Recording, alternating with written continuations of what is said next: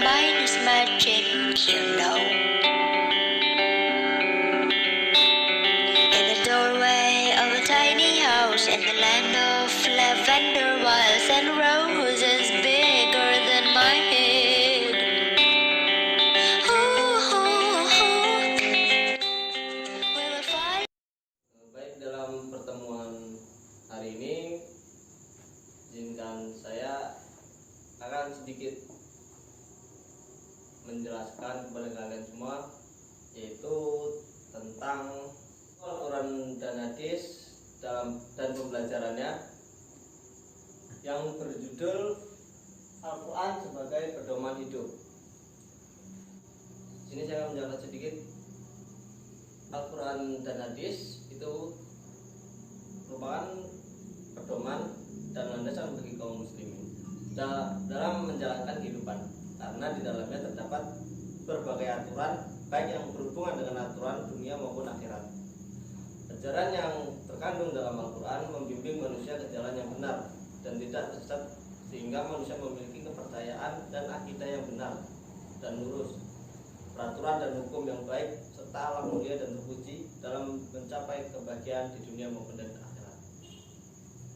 Pemahaman terhadap Al-Quran dan hadis itu wajib dimiliki oleh setiap muslim, setiap orang yang mengimaninya, terlebih sejak dini agar lebih membekas dan bermakna dalam tulisan.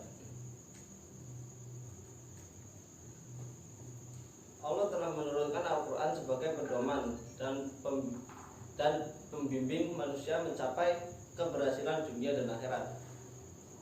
Sudah dijelaskan dalam surat Al-Baqarah ayat 2, yang artinya Allah menegaskan kita Al-Quran ini tidak ada keraguan padanya, petunjuk bagi mereka yang bertakwa.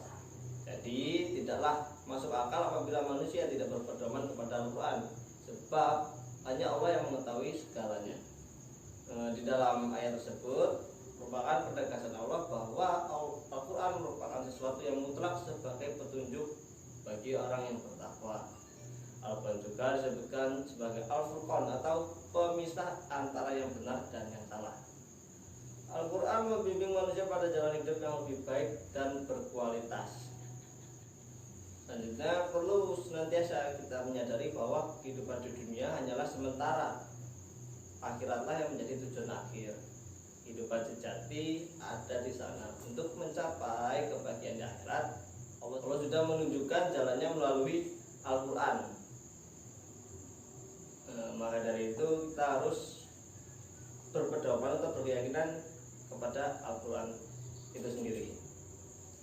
Baik, itu tadi sedikit yang dapat saya jelaskan. Selanjutnya yaitu saya akan memberikan satu soal, kemudian kalian mendiskusikannya.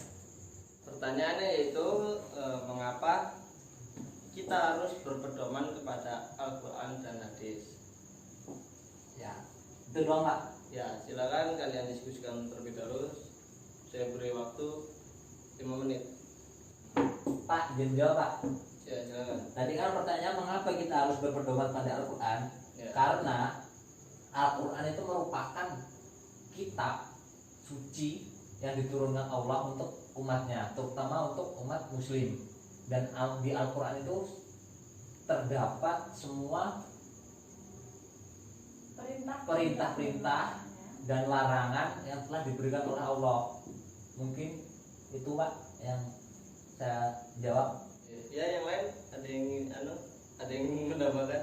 Ya Pak. Ya, silakan. Mungkin saya izin menambahkan sedikit dari yang sudah disampaikan oleh rekan saya, yaitu Muslimuddin.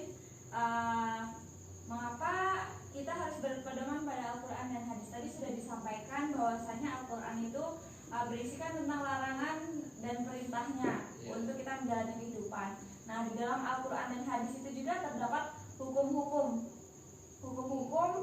yang jelas bahwasanya menjalani kehidupan itu tidak hanya